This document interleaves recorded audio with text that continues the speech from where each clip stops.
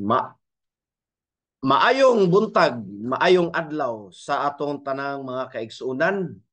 Welcome po sa ating video presentation message na padayon natong gibuhat. No? Patuloy po nating ginagawa para po sa lahat ng mga kapatiran. Kahit papano ay makarinig ng salita ng Diyos. Mga kapatid, ma-encourage ho tayo, maturuan, magabayan, kahit papano ma-remind mga kapatid sa mga bagay na kailangan po nating gawin. Gawin ko na lang pong Tagalog para sa lahat ng mga kapatiran ay maka-access po sa message na ito dahil alam po natin na mayroon po tayong mga kapatiran na hindi kayang unawain ang Bisaya na lingwahe. So kailangan kong pagsumikapan na maihatid po sa lahat ng mga kapatiran.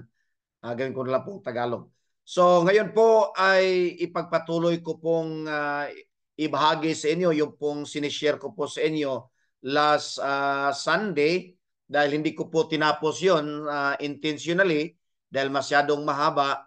Gawin ko na po at ito po ngayon ang karugtong para po lubos nating maintindihan ang salita ng Diyos. Amen? Mula po sa aking asawa, sa aking anak at sa aking puso, Pastor Danny Gumira, nais ko pong batiin ang bawat isa at sana po'y ang bawat isa ay nasa mabuting kalagayan. Lalo na ngayon po'y Sunday, ang lahat ng mga anak ng Diyos ay dapat makikita ho tayo. Makita po tayo sa church.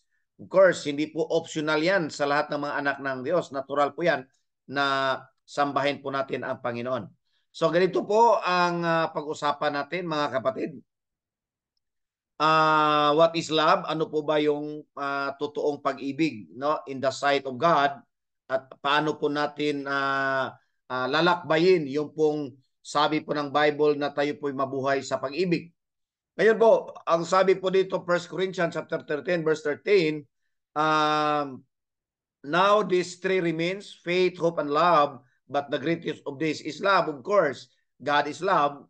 So, ang pinakamataas sa lahat, pinakamahalaga sa lahat, yung love. Mahalaga yung faith, mahalaga yung hope. But kailangan pong mangibabaw po yung pagmamahal, pag-ibig sa ating puso. Sabi ng Biblia, ang sinumang taong hindi siya natutong magmahal ay hindi niya kilala ang Diyos. Kahit gaano siya kagaling magsalita sa makipagdebate, gaano siya kagaling at kadaming alam, pag walang pagmamahal, hindi po totoo yun na kilala niya ang Diyos. Yun po ang sabi ng Biblia. Ito po yung final at ito po yung pinaka kapanipaniwala na statement that those who do not love does not know God. Yun po ang sabi ng Biblia. Ang sabi po ng Bible, ang taong walang pagmamahal, 1 Corinthians 13 verse 1, kahit mayroon po siyang siya pa'y makapagsalita, if I speak in the tongue of men and of angels, but have not love, sabi po ng Bible, ay katumbas lang po siya ng isang symbols na pinatukar na walang kasama. Kumbaga, ingay lang talaga. Ingay lang ang dating sa taong walang pagmamahal kahit ano pa ang kaniyang alam at gawin. Sabi ng verse 2, if I have the gift of prophecy and can fathom all mysteries and all knowledge, and if I have faith that can move mountains but have not love, I am nothing. Alam niyo po yung katumbas ng tao na walang pag-ibig, walang pagmamahal, ay katumbas niya ay zero. Buti na lang mayroong number one, mayroong value kahit isa, pero wala eh. I am nothing, sabi ng Bible, kahit malalim pa kanyang panampalataya, kahit alam niya yung mga mystery and knowledge in life, but have not love, sabi ng Bible, katumbas ay zero. Ang sabi ng verse 3, mga kapatid, ng 1 Corinthians chapter 13, kahit ipamigay niya lahat ng kanyang kayamanan at susunugin pa kanyang katawan sa apoy, kung wala namang pagmamahal talaga, ang sabi ng Biblia, wala talagang napapala ang tao, ay gain nothing. So pag-usapan po natin yung pong love. What is love? Love po, sabi ng 1 Corinthians 13 verse 4 to 8, ito po yung description. Ito po yung description sa ang totoong may pagmamahal. Kaya nga, i-align po natin ang buhay natin dahil kung tatanungin po tayo, At siya po sasabihin natin, mayroon akong may pagmamahal ako. Pero ito yung description. Love is patient, love is kind. It does not envy, it does not boast, it is not proud, it is not rude, it is not self-seeking, it is not easily angered, it keeps no record of wrongs. Love does not delight in evil, but rejoices with the truth. It always protect, always trust, always hope, always persevere. Love never fails. But ang gusto kong emphasize dito, ang pagmamahal po, love po is not self-seeking. Yung hinahabol ay yung ang tawag doon yung personal gain. Personal gain. Hindi po totoong love yan eh. Kung personal gain. It is not easily angered, hindi po magalitin, hindi po madaling magalit. Kaya i-check po natin ano yung ugali natin. Kung tayo pa'y kunting mali ay parang mag World War III na galit. Ay hindi po pagmamahal yan. Baka bitterness yan ang nasa puso. Galit at hatred yan ay napakalungkot pong ganong sitwasyon. Ang pagmamahal po, it keeps no record of wrong. Hindi po tatandaan yung kamalian ng iba sa kanyang asawa, sa kanyang mga anak, o sa kanyang magulang. Hindi po niya inaalagaan yung mga mali. Kumbaga yung mga mabuting bagay po ang kanyang tinitreasure. Yung po ang mga taong may pagmamahal. Ganon din ang Diyos. Hindi niya tinitingnan yung mali natin. Mga kapatid, tinitingnan ng Diyos yung ating potensyal ng ating kayang i-contribute for the expansion of His kingdom. Ang pagmamahal po ay hindi po natutuwa sa mali. Kaya ikukorek po din yan. Mga magulang, totoong mahal nyo yung mga anak, hindi natin i-tolerate yung mali. Dahil it keeps, love does not delight in evil but rejoices in the truth. Yun po ang totoong pagmamahal.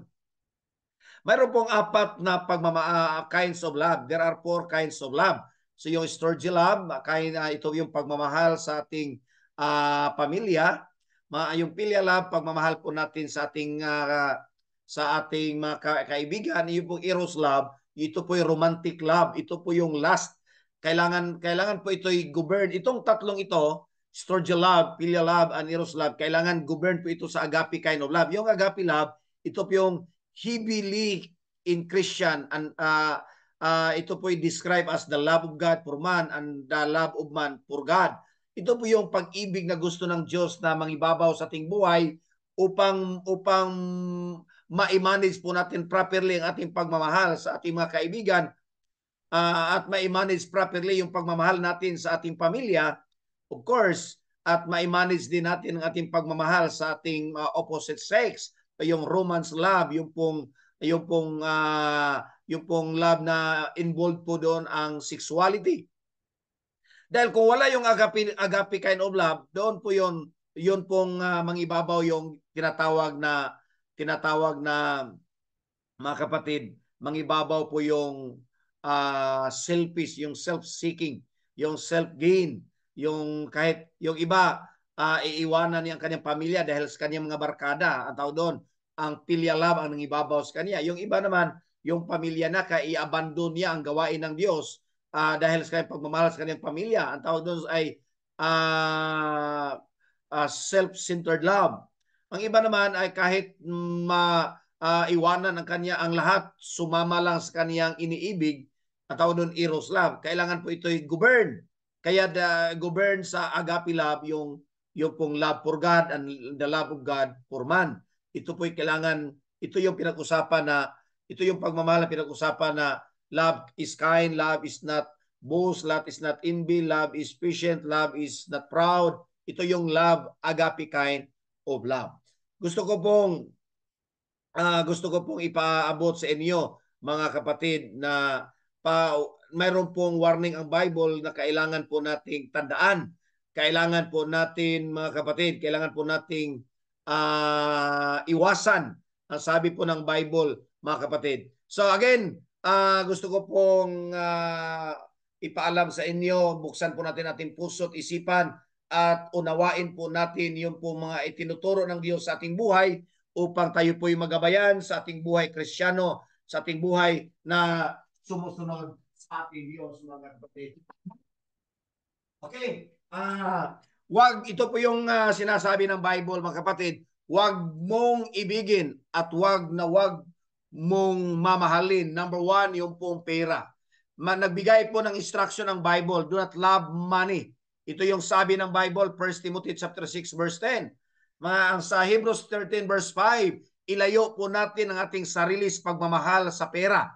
Dahil basically, napakadali po ma-inlove sa pera dahil ang pera po ay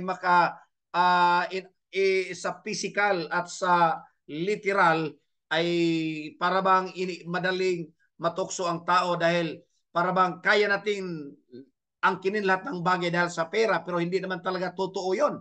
Dahil kaya lang po natin angkinin lahat ng bagay dahil po sa Diyos, mga kapatid. No? Sa pagmahalin po natin si pera, doon po mag-umpisa na magkagulo-gulo ang buhay natin. Yan po ang sabi ng Bible, some people eager for money have wandered from the faith and purged themselves with many grief. Alam nyo, yung pong mga kalungkutan sa buhay dahil po hindi po nila minahal ang Diyos, minahal po nila si pera. Kaya nagbigay po ng instruction ng Bible, huwag mahalin ang pera. Itinuturo po talaga yan. Kaya tanungin po natin ating sarili, sino po bang mahal natin? Baka pera kahit Sunday, hinahanap si pera. Hinahabol si pera kahit Sunday. Karamihan busy. So sa trabaho, kaya hindi nagcho-church. Bakit busy? Hinahabol si pera dahil yung output sa tinatrabaho mo, pera yan eh. Kaya tingnan po natin ating puso, sino po talaga ang love mo. Kaya tanungin mo yung katabi, sino yung mahal mo? Huwag kalimutan, baka si pera. Dahil pag si pera ang mahal natin, magkagulo-gulo po ang ating buhay, mga kapatid. Instruction po ng Bible, huwag na huwag mahalin ang pera, mga kapatid. Dahil pag mahalin mo si pera, magkagulo-gulo ang buhay natin, mga kapatid. Number 2 po, huwag mahalin ang mga bagay sa sanlibutan ito. Do not love the world. Ano yung world? Ano mang bagay sa mundong ito. Huwag mahalin. Gagamitin po natin yan for God. Facebook, ano mang mga gadget, gamitin po natin yan for the Lord. Huwag mahalin ang bagay, lahat ng bagay sa mundong ito. Do not love the world or anything in the world. Ano yon?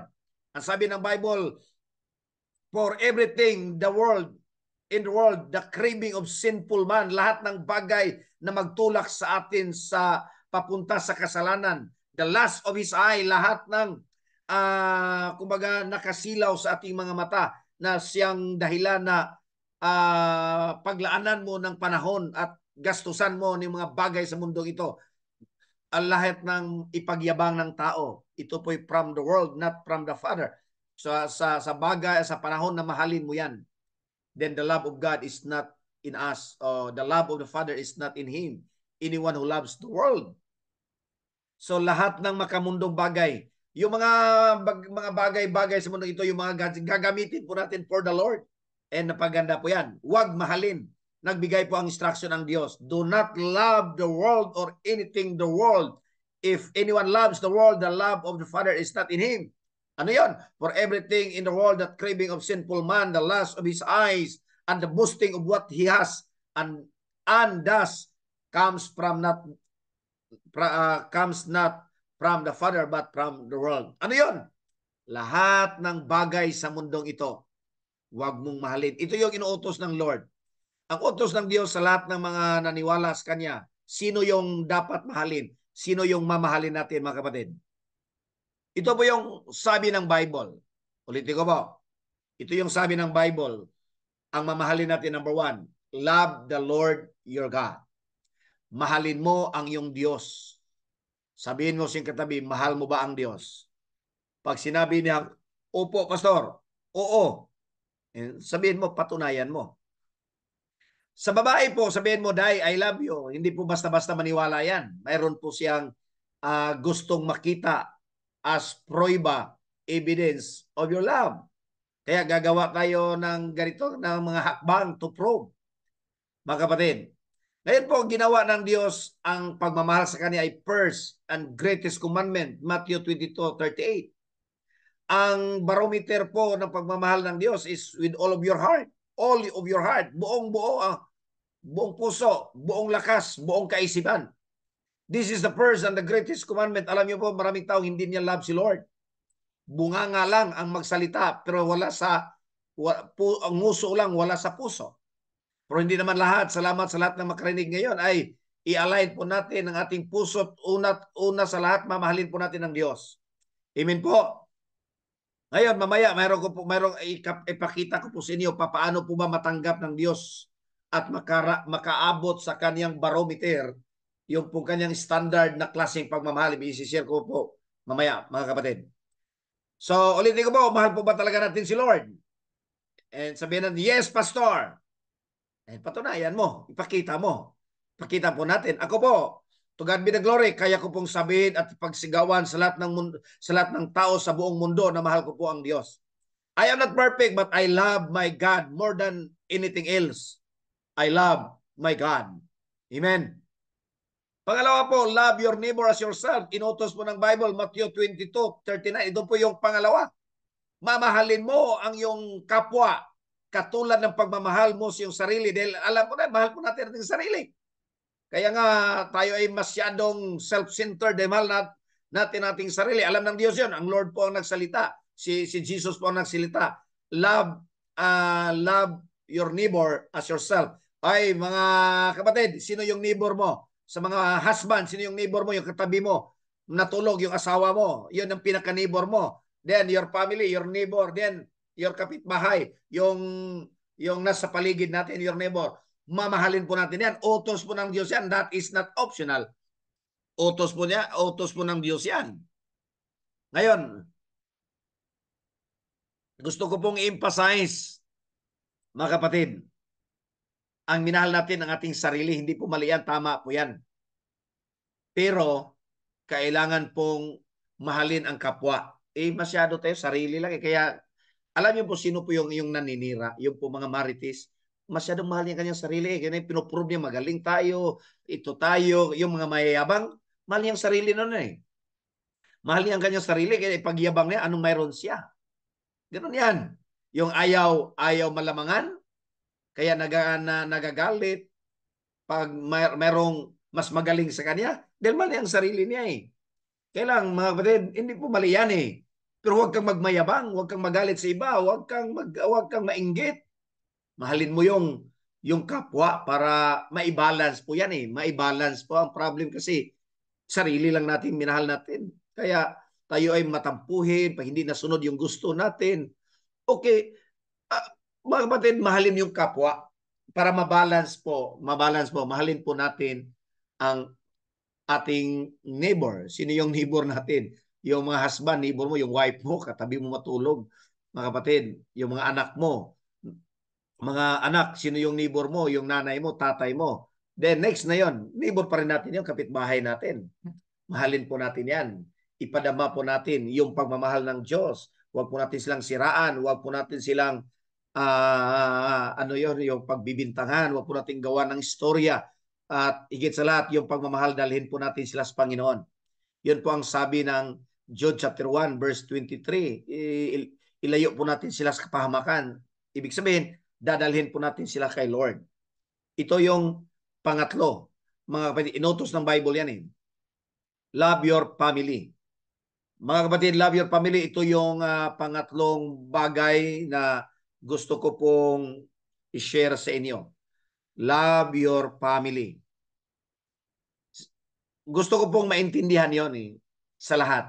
Ang sabi ng Bible, Matthew 10:37, anyone who loves his father or mother more than me is not worthy of me.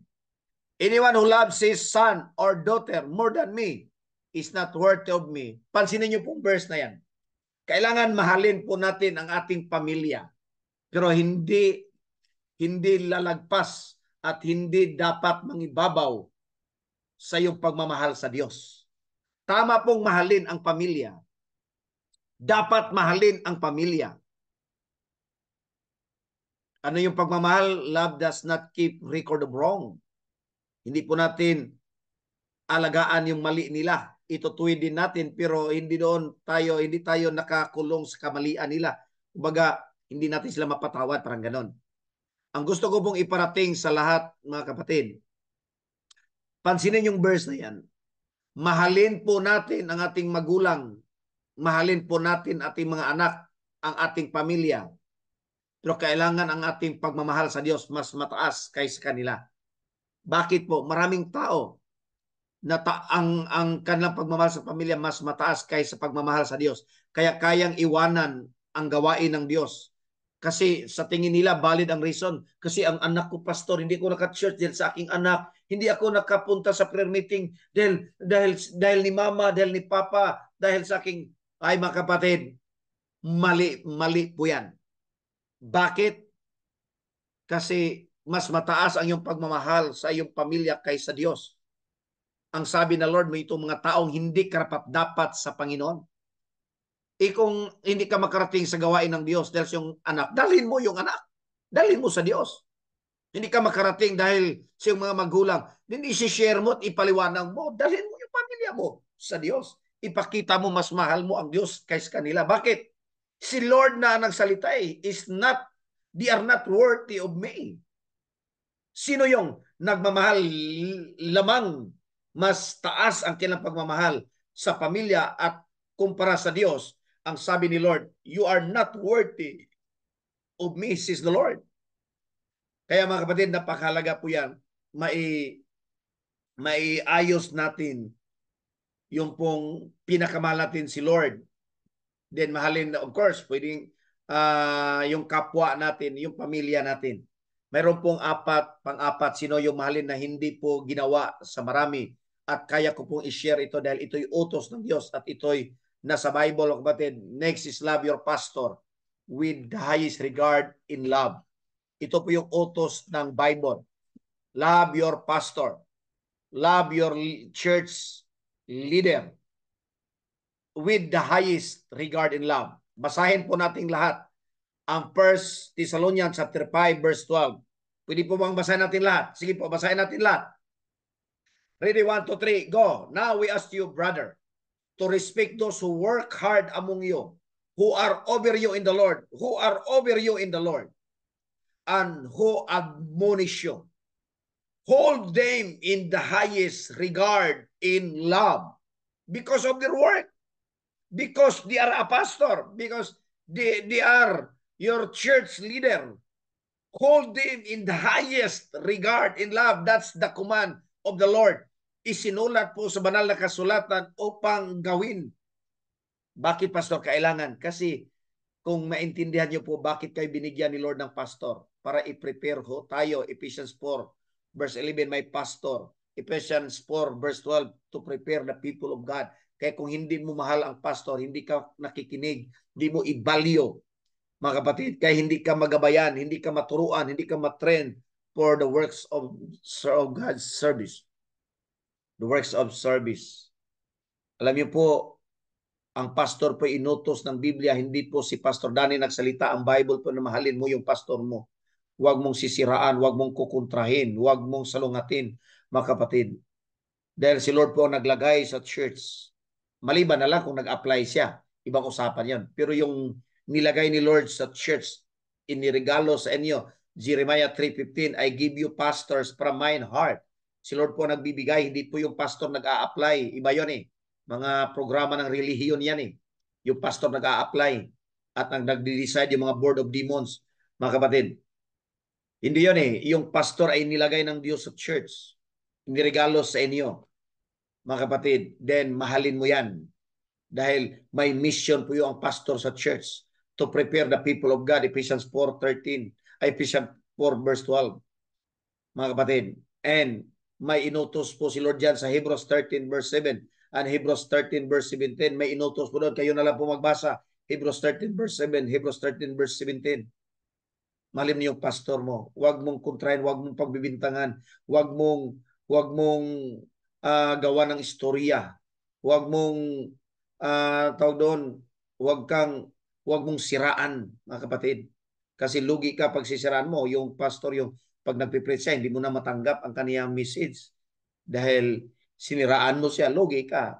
Yung message ng Lord, ipinadama ng pastor at ibahagi sa inyo during Sunday, tapos hindi mo na matanggap yung message ni Lord na sinishare ni pastor. Dahil ibang yung ano. Kaya nga inutos ng Diyos yan, mahalin mo, hold them with the highest regard in love. Love your pastor with the highest regard in love. Sabi ng Bible, hold them, hawakan mo sa napakataas na klaseng pagmamahal. Mga kapatid, hawakan mo ang pastor kasi ang pastor ay subject sa lahat ng paninira, sisiraan ng mga tao, yung mga lalo na yung mga hindi nila love si Lord. Kaya hawakan mo ng malalim na pagmamahal ang pastor. Ang daming problema pinapasa ng pastor. Problema sa buong kongregasyon, mamroblema si pastor. Kaya nga hawakan po natin sa taas na klaseng pagmamahal. At ang pastor din ay target ng demonyo kasi pag mawala yung pastor, yung karniro, yung mga tupay, makawatak-watak lahat yan. Kaya hawakan po natin yan. Mayroon po ang pastor, mayroon po kasing kahinaan yan. Mayroon po yung pagkukulang. May limitations po yan. Lalo na sa area ng finances, may mga limitation din yun. May mga pagkukulang din. Kaya nga hawakan sa taas na hawakan ng mataas na klaseng pagmamahal. Yun po ang utos ng Diyos, mga kapatid. Diyan ngayon po, dito po ako magtapos sa inyo, yung pagmamahal natin sa Diyos, yung pinakataas, pinaka number one. Yung pong pagmamahal na matanggap ng Diyos, ito po yun. Kasi madali pong sabihin, Lord, I love you. Dali pong sabihin. Kaya sabihin mo sa babae, Day, I love you. Pero hindi matanggap yan ng babae pag hindi niya nakita yung proof, yung evidence. Si Lord din ang kanyang evidence sinulat nito sa Bible. Ito yun mga kapatid. Number one, tinanong po ni Jesus si Peter, ito po yung kasing gabay natin. When they had finished eating, Jesus said to Simon Peter, so tinanong si Peter, Simon, son of John, do you love me more than this? Sabi ni Peter, yes, Lord. You know that I love you. Jesus said, feed my lambs. Verse 16, Jesus said, Simon, son of John, do you truly love me? Sabi ni Peter, yes, Lord. Mahal kita. You know that I love you. Alam mo yun. Alam mo yun. Mahal kita. Sabi ni Jesus, take care of my sheep. Pangatlong beses, tinanong ni Jesus si Peter, Simon, son of John. Kasi pangalan na Simon naman talaga Simon, son of John, do you love me? Sumagot si Peter at nalungkot at nasaktan kasi pabalik-balik na lang ang tanong at hindi pa parabang talagang linawin ko po sa lahat. Hindi matanggap ni Lord yung tanong niyang yes Lord. Yung sagot ni Peter yes Lord. Hindi masatisfy si Lord doon. Hindi makaabot sa kaniyang barometer na sabi niya yes Lord. At alam niyo mga kapatid, ito pa rin sabi ni Peter, you know Lord that I love you. Alam mo lahat ng bagay, alam mo. Puso ko alam mo. Parang isinumbat na ni Peter lahat yun Alam mo, basang-basa mo lahat, mahal kita. Ang sagot ni Lord hindi nagbago feed my sheep. Gusto ko pong manawaan sa tanan para ma-align po yung puso natin. Madaling sabihin. At ako po naniwala, mahal ni Peter, mahal ni Pedro, si Lord. Ako pinaniwala. Naniwala ako doon. Kaya lang hindi makarating, hindi makaabot sa standard ng Diyos. Pwede mong sabihin natin lahat, Lord, I love you. Pwede sabihin pwede yan. At sinabi nga ni Peter, you know all things, Lord. You know, alam mo, pero mahal kita. Alam mo, 3 times yun, hindi biro po yan. In one sitting, hindi biro po yung question na yan. Ito po yung guide sa ating lahat. Dahil ang pagmamahal sa Diyos na matanggap ng Diyos, makaabot sa kaniyang barometer pag nag-alaga ka ng tupa. Pag nag-alaga ka ng tupa, pinakain mo yung tupa, nagsishare ka ng gospel, napakaganda pong foundation na ginagawa po natin, nagsisilrup tayo, nagsusulwin tayo ang pundasyon natin dahil mahal natin si Lord. Ginagawa natin, mga kapatid, dahil mahal natin si Lord. Yun ang katanggap-tanggap sa paningin ng Diyos na pagmamahal. Hanggat hindi ka magsisilgrop, hanggat hindi ka nagsusulwin, hanggat hindi ka nagpapakain, hindi ka nag-alaga ng tupa, ng kaluluwa, mga kapatid, sabihin ko sa inyo, ito'y masakit na katotohanan. Hindi matanggap ng Diyos ang iyong sabihin, Lord, I love you. Kahit sumigaw ka pa, mag-microphone ka pa ng malakas na sound system, sabihin mo, Lord, I love you. Hanggat hindi ka mag-alaga ng tupa at hindi ka magpakain ng kaluluwa ng tupa, hindi makaabot sa standard ng Diyos. Ulitin ko po, ako po'y naniwala, mahal ni Peter si Lord. Kaya nga, tinanong ulit si Peter para ma-realign siya at maitama ang kanyang pagmamahal. lahat na makarinig sa message na ito, sabihin ko po sa inyo, hindi po proof na mahal mo ang Diyos na makipagdebate tayo at manira sa kapwa at i-prove mo na tama tayo. Tayo ang tama, tayo ang correct. Hindi po yan evidence na mahal mo ang Diyos. Ang evidence po ay magpakain tayo ng tupa at alagaan natin ang tupa, lalo yung tupang nabubuhay sa kasalanan, na backslide, nakalimutan na ang Diyos. Puntahan natin sila at encourage. Puntahan natin sila at i-share natin yung salita ng Diyos, spiritual food. At gawin mo yan dahil mahal mo ang Diyos. Insultuhin ka man nila, mga kapatid, okay lang dahil ginawa mo dahil sa iyong pagmamahal sa Diyos. Ito yung hakbang na katanggap-tanggap na sa ating Panginoon. Sabihin natin, Lord, I love you. During worship, I love you. Kanta pa tayo, awit pa tayo. I love you, I love you, I love you. Parang na, in my heart. Ang gano'n. Pero pag hindi tayo nag-alaga ng tupa, hindi tayo nag-share ng gospel, nguso lang po yan. Pero hindi po makaabot sa standard ng ating Panginoon. Nawa po'y ang message nito'y makatulong sa atin upang tayo po'y lumalim sa ating pagsunod sa ating Panginoon. God bless you po. Tumayo po tayo po'y manalangin. Taas po natin ating kamay. Tayo po'y manalangin. Sabihin po natin, Panginoon, mula ngayon, mamahalin kita sa magitan ng pag-alaga ng kaluluwa, pag-share ng iyong salita sa iba. Mamahalin kita with all of my heart, Lord. With all of my strength and with all my mind. Salamat, Panginoon, na ma-experience ko rin at na-experience ko na ang iyong pagmamahal sa akin. Salamat, Panginoon. Salamat, Lord. Pagpalain mong bawat isa. In Jesus' name, amen. God bless you po. God bless. God bless. God bless.